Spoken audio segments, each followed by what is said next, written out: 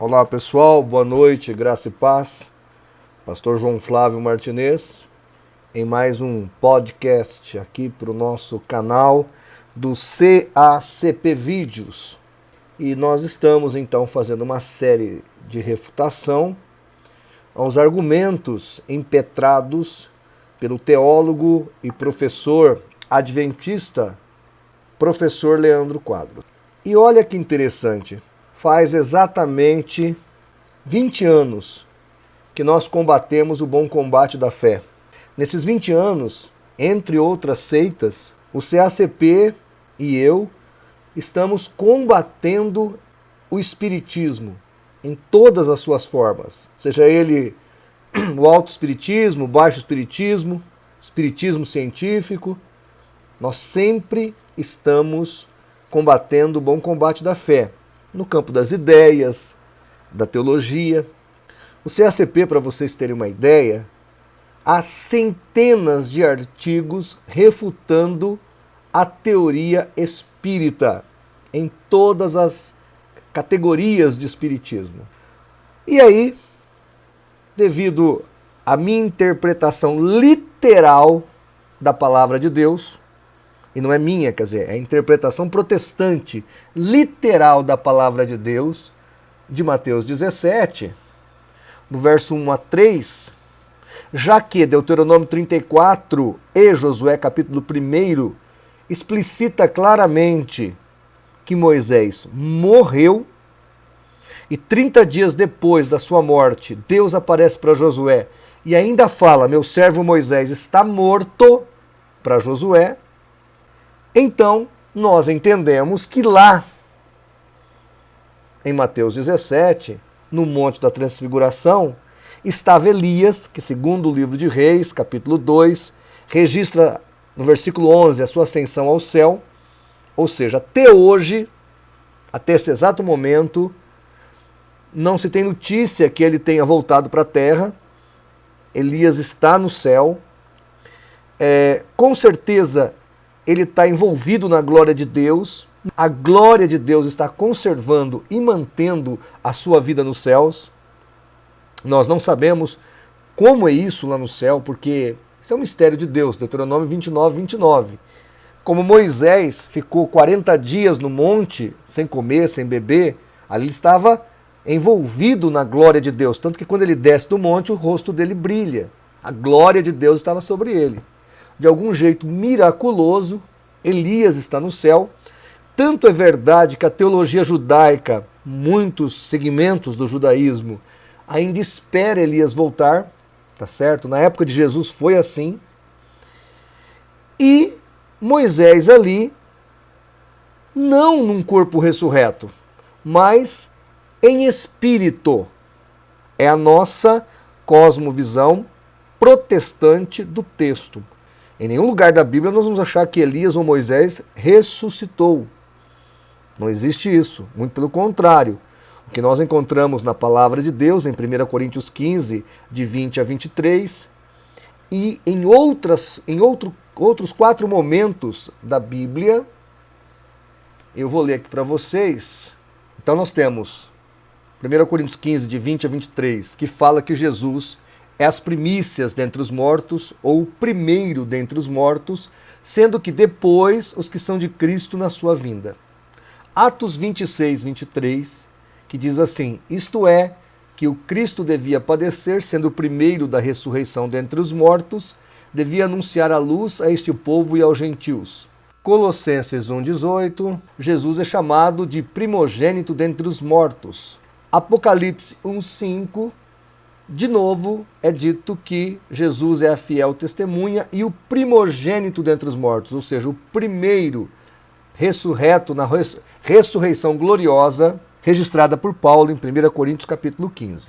Então, dentro desse contexto, já que Moisés não ressuscitou, já que entendemos que a visão de Mateus 17 é real, o que nós temos ali? Nós temos Elias com corpo tangível e nós temos Moisés em espírito. O espírito de Moisés está ali. Isso é fato. Essa é a nossa interpretação, não minha. Interpretação protestante majoritária, é a interpretação padrão de quase todos os grandes teólogos protestantes. E aí então o senhor Leandro Quadros, diante disso, ele é adventista, vem e solta uma acusação. O pastor Martinez é espírita ou contribui com o espiritismo. Meu Deus, depois de todos esses anos eu combatendo o espiritismo, tirando espíritas do kardecismo, da umbanda, da quimbanda, do candomblé, trazendo pessoas para a luz do evangelho, eu tenho que ouvir uma acusação dessas. Então eu quero soltar agora o vídeo onde ele faz a acusação, depois eu volto para dar resposta para ele. Para você ver como os apologistas se contradizem. Depois apareceu um comentário do pastor João Flávio Martinez, do CACP, que ele diz assim: ali apareceu o espírito dele, 3 pontinhos. O Jean Mierso explica que a ideia do autor da nota era afirmar isso. Veja a contradição. O pastor João Flávio Martinez, mesmo sem querer, ele está dando aqui apoio para os espíritas. Isso aqui é um espiritismo. Se foi o espírito de Moisés que apareceu a Jesus, nós temos aqui um problema muito sério. Jesus está desobedecendo a Bíblia. Simples assim, né? Mas alguém poderia alegar assim: não, mas Deus ele pode falar com os mortos. Cuidado com essa afirmação. Porque se você me disser que Jesus estava falando com o espírito de Moisés, Jesus estava numa sessão espírita. Ah, mas Jesus não estava necessariamente numa sessão espírita porque ele pode falar com os mortos. Então ele está desobedecendo ao que ele mesmo inspirou ser escrito em Deuteronômio 18:11. Bem, amados, vocês viram aí então a colocação do professor Leandro Quadros, me classificando como alguém que corrobora com o kardecismo ou com o espiritismo. Eu entendo que a apologética ela tem que ser feita pautada na verdade. Para criticar qualquer outro grupo religioso, eu acho que não há problema em tecer críticas quando elas são merecidas. Você não precisa usar de subterfúgios inadequados, de sofismas. O que é o sofisma? Você usa meia verdade ou até uma verdade, mas para enganar. Então você fala a verdade, mas fora de contexto, e aquela verdade se torna uma mentira. Por exemplo, Leandro Quadros e muitos adventistas dizem que a doutrina protestante da imortalidade da alma é de ideologia platônica, classificando essa cosmovisão como sendo pagã. Quando você vai estudar a doutrina de transmigração da alma de Platão e de outros pensadores, Pitágoras e outros pensadores gregos, você observa que não é a mesma coisa. Os teólogos da imortalidade da alma ou da imperecibilidade do espírito ou da alma não acreditam nisso e num monte de coisa que o platonismo ensina. Se eu fosse desleal, eu diria então que a teologia mortalista, defendida por adventistas, defendida por jeovistas e por outros grupos sectários, seria então uma cosmovisão ou uma ideologia aristotélica. Ou eu poderia classificar essas ideologias mortalistas de epicurismo ou aristotelismo. Porque tanto Aristóteles quanto Epicúrio, ou Epicuro, defendiam a ideia de que quando se morre acaba tudo. A pessoa fica no sono da inexistência ou no aniquilacionismo. Quando Paulo escreve que muitos estão pensando que a vida é só isso aqui e que morreu acabou, ele está combatendo Epicuro. Mas se você estudar a doutrina mortalista de todos esses grupos que eu acabei de citar aqui, eles acreditam numa ressurreição futura e numa imortalidade do corpo futura. Então, se eu comparo, por exemplo, o adventismo à filosofia de Epicuro, eu não estou sendo honesto.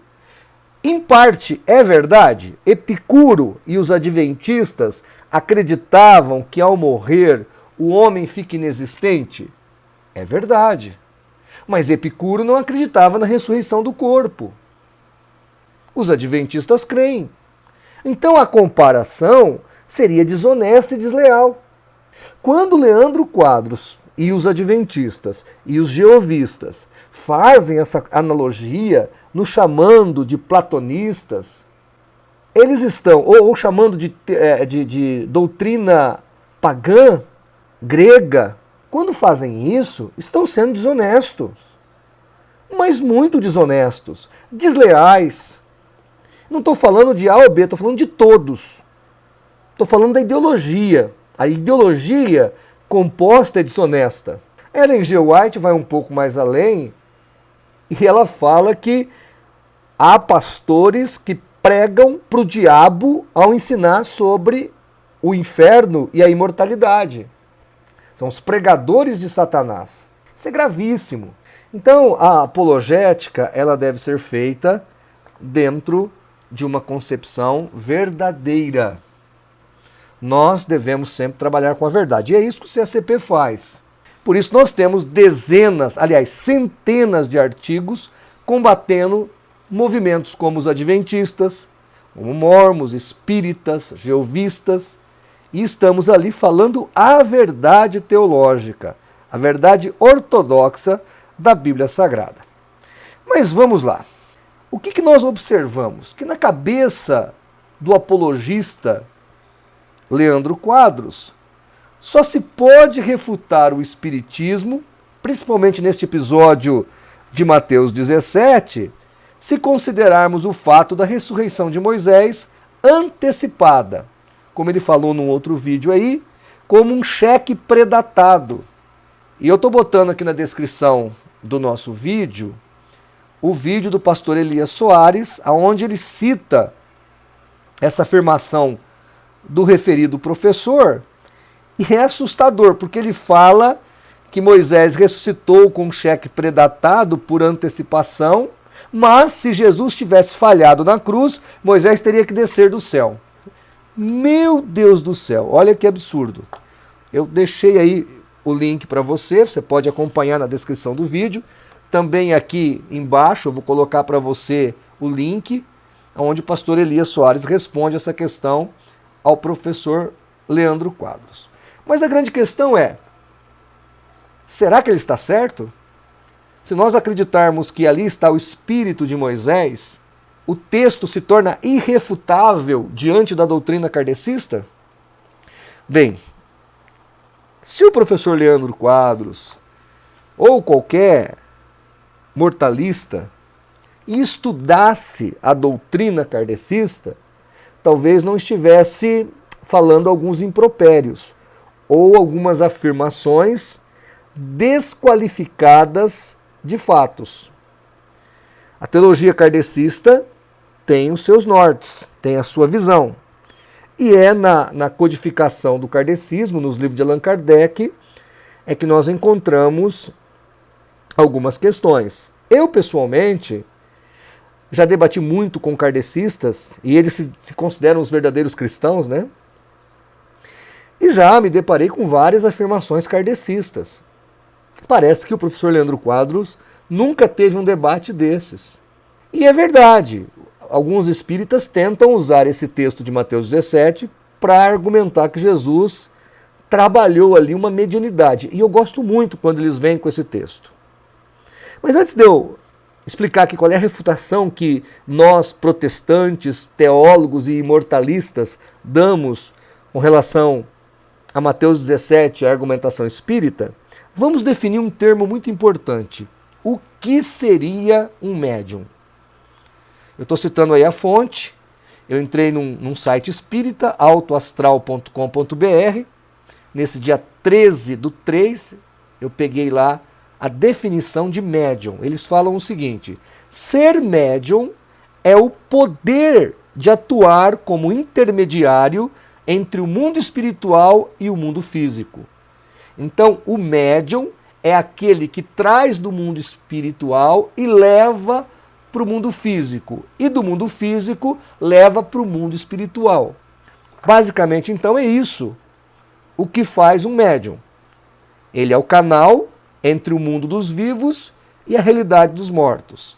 Ele traz e leva informações entre vivos e mortos. Agora, Teria Jesus agido assim no Monte da Transfiguração? Essa é uma pergunta muito importante de nós observarmos. Vamos ler o texto. Mateus 17, de 1 a 3. 6 dias depois, tomou Jesus consigo a Pedro, Tiago e João e os conduziu em particular a um alto monte. E ele, Jesus, transfigurou-se diante deles, e o seu rosto resplandeceu como o sol, e as suas vestes se tornaram brancas como a luz. E eis que lhe apareceram Moisés e Elias, falando com ele no monte. Agora, a passagem análoga a essa, em Lucas 9, de 29 a 31.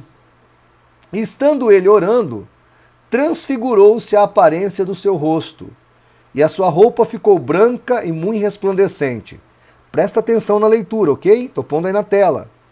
E eis que estavam falando com ele 2 homens, que eram Moisés e Elias, os quais, isso é importante agora, apareceram com glória.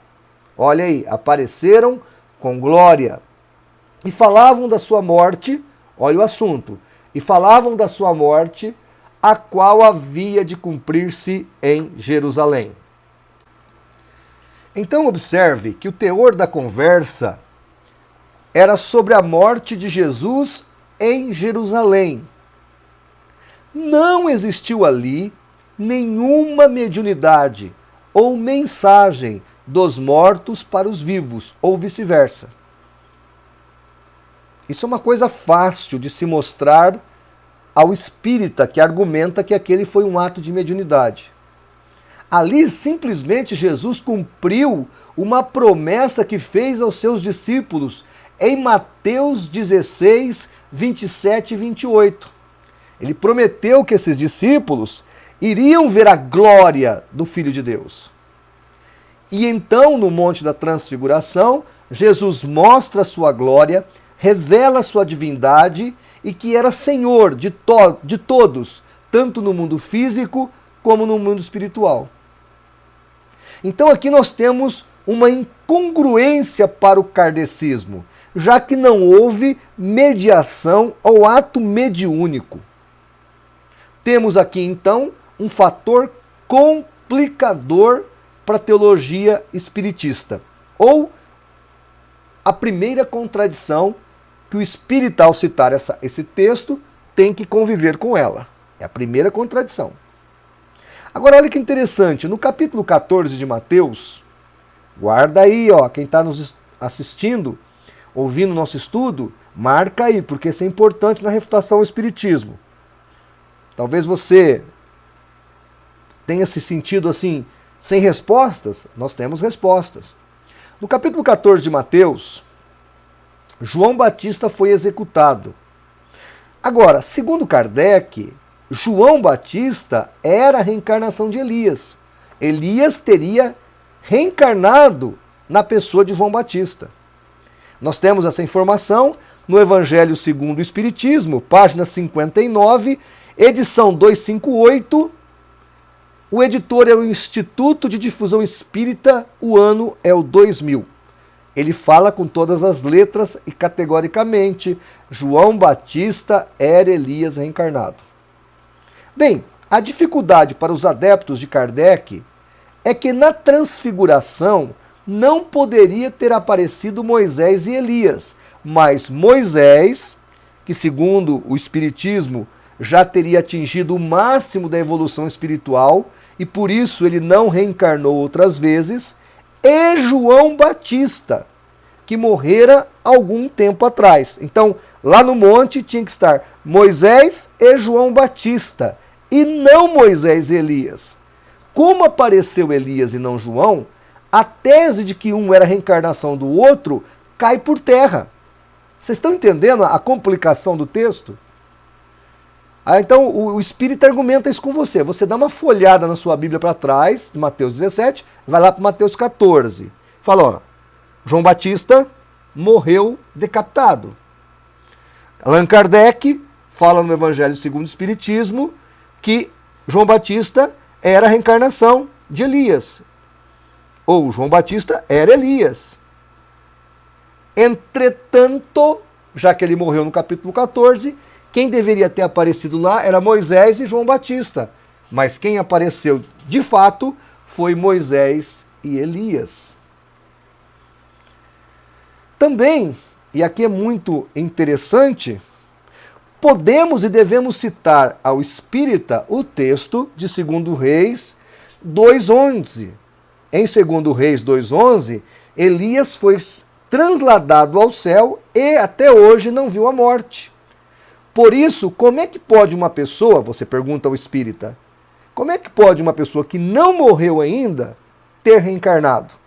Ou melhor, Lucas joga mais uma pá de cal no argumento reencarnacionista, dizendo que João tinha o mesmo ministério de Elias, e não que um era a reencarnação do outro. Diz Lucas 1,17, e irá João, adiante dele no espírito e poder de Elias, para converter os desobedientes à prudência dos justos e habilitar para o Senhor um povo preparado. Ou seja, quando nós levamos em consideração todas as complexidades da própria teologia reencarnacionista ou espiritista, dentro do contexto de Mateus 17, a transfiguração de Jesus e a suposta argumentação a favor do kardecismo se torna mortal. Ou seja, não é possível usar o texto de Mateus 17 para sustentar mediunidade, para sustentar comunicação com o além, para sustentar reencarnação, para sustentar teses que não batem de acordo com a Bíblia. Então, Mateus 17 é uma criptonita contra o kardecismo. Você que me assistiu, que está me ouvindo, que viu aí os argumentos que eu dei, anota tudo na sua Bíblia. E quando o kardecista vir conversar com você, dá a eles as argumentações colocadas por nós aqui. Outra ilação de Leandro Quadros é que, caso Jesus se comunicou com o espírito de Moisés, ele teria quebrado o mandamento de Deus em Deuteronômio 18, 10 e 11. Será que é isso mesmo? O que diz o texto? Eu estou aqui colocando só a parte que eu quero frisar. Deuteronômio 18, 10 e 11 diz assim: entre ti não se achará quem consulte um espírito adivinhador, nem quem consulte os mortos. Eu poderia colocar direto: não se achará quem consulte os mortos. Mas eu pus aqui também que não se deve achar entre o povo de Deus quem consulta espírito adivinhador. Por que eu coloquei o texto espírito adivinhador? Porque a profetisa da igreja adventista, a senhora Ellen G. White, tinha um desse espírito, ou um desses espíritos do lado dela. Ela chamava de meu anjo assistente. Primeiros Escritos, livro dela, página 258. Ela fala: disse o meu anjo assistente, me ensinou o meu anjo assistente. Então veja que ela tinha um espírito, que ela chamava de anjo, que ficava do lado dela, dando as revelações para a igreja nos últimos tempos. E olha, professor Leandro Quadros, o senhor deveria olhar para dentro do seu próprio contexto teológico. Vocês seguem uma mulher que recebeu de um desses espíritos toda a gama de conhecimento que ela diz ser a revelação para a igreja nos últimos dias. Eu, se eu fosse vocês, botaria a barba de molho. E a única organização religiosa cristã no mundo que tem uma doutrina chamada juízo investigativo são vocês. Então pensa aí, como é que pode todo mundo nem ter concebido algo parecido e só vocês têm essa doutrina? Mas outro verbo importante de se notar aqui é o verbo consultar. O texto é claro. A condenação é sobre a consulta aos mortos. Está entendendo? O texto bíblico proíbe a consulta aos mortos. Na transfiguração, Jesus não faz isso em momento algum. mas sim mostra sua glória e soberania. Jesus não pergunta a Elias e Moisés se eles tinham alguma mensagem divina para ele retransmitir aos seus discípulos. Tais conjecturas somente nas mentes embotadas dos kardecistas e adventistas. E o Dr. Champlin, que é um teólogo protestante, explica o seguinte sobre Mateus 17. Em breve período, diz Dr. Champlin, em breve período, Jesus demonstrou a glória da presença de Deus, que é luz. Assim demonstrou a glória que o aguardava, a glória do reino dos céus, e ao mesmo tempo deu garantias das realidades espirituais e dos céus. Essa frase do Dr. Champlin está no Novo Testamento interpretado versículo por versículo. É uma exegese do Novo Testamento, página 452. Então, o que o Dr. Champlin está dizendo? Que ali em Mateus 17, Jesus mostra a sua glória, mostra a sua luz, que era uma luz que vinha de Deus, da presença do Pai, e que ele, tendo esse poder todo, estava garantindo o reino dos céus e a realidade espiritual da glória. Glória futura, que logo chegará. Logo, e diante dos fatos, o argumento teológico de que Moisés estava ali em um espírito não tem nada a ver com o kardecismo, mas com a fé na palavra e na verdade de Deus. Ali, naquele texto de Mateus 17, nós vemos Jesus manifestando a sua glória como Deus, sendo o Senhor dos vivos e dos mortos. Tá certo? Ali, de maneira alguma, há qualquer vestígio de mediunidade. Bem, você pode depois conferir Deuteronômio 34, 5 a 8, Josué de 1 a 2 e Mateus 13, 17, 3, que deixa claro.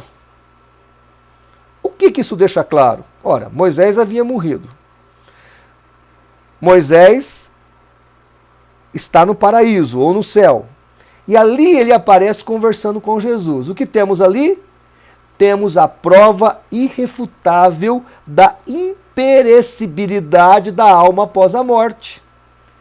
Temos a evidência do que Jesus ensinou em Lucas 16, do 19 ao 31.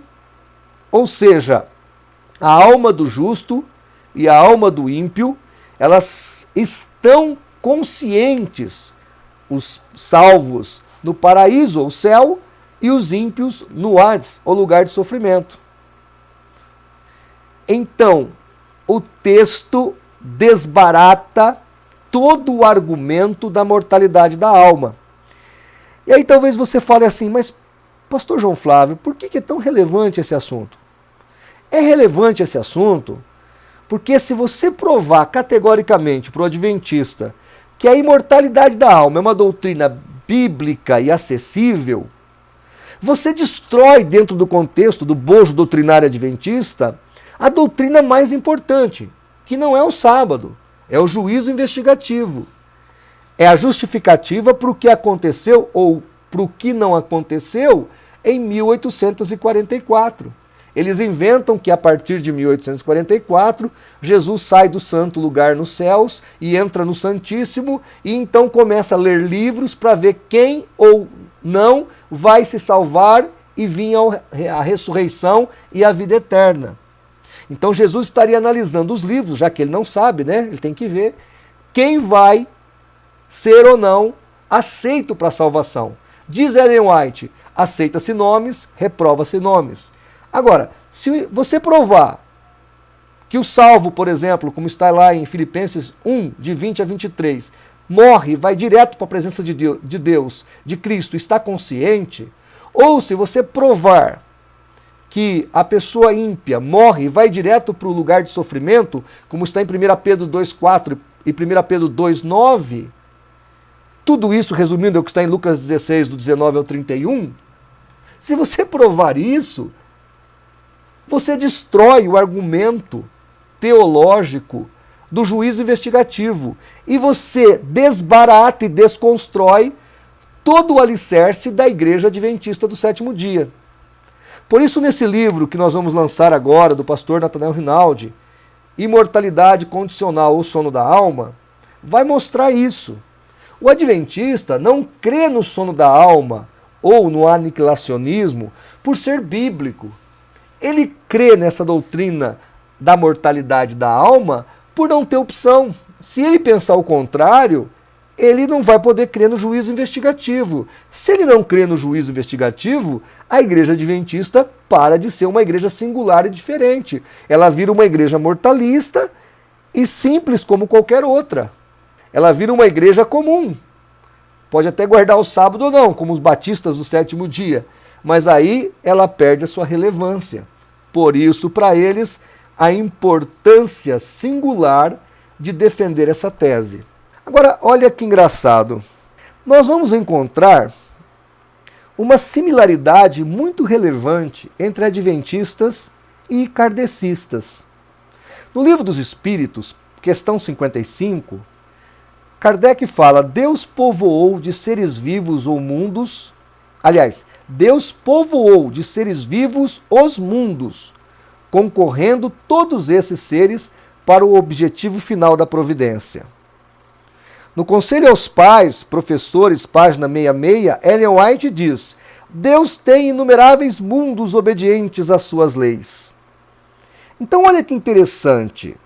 Ellen G. White e Allan Kardec, que são odiernos do mesmo período, século XIX, vão defender a vida em outros planetas. Ellen White, no Primeiros Escritos, página 40, chega a falar o seguinte: então fui levada a um mundo que tinha 7 luas, e vi ali o bom e velho Enoque, que tinha sido transladado.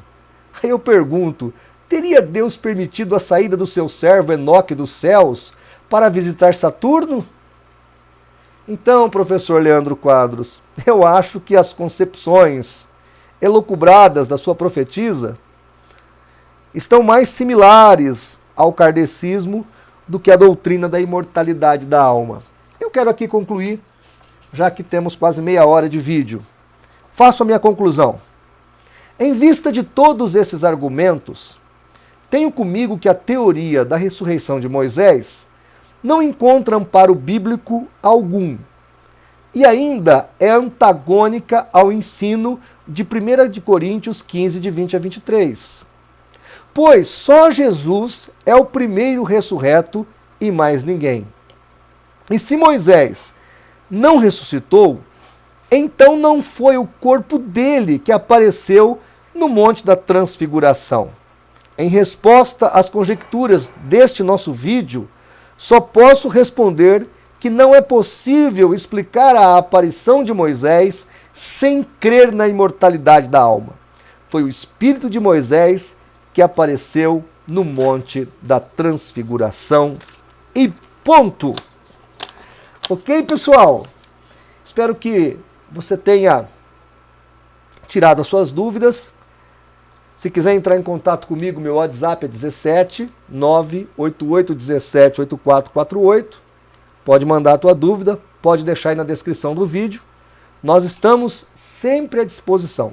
Se gostou do nosso vídeo, dá uma curtida aí e vamos juntos fazer pela verdade o que as seitas fazem pela mentira.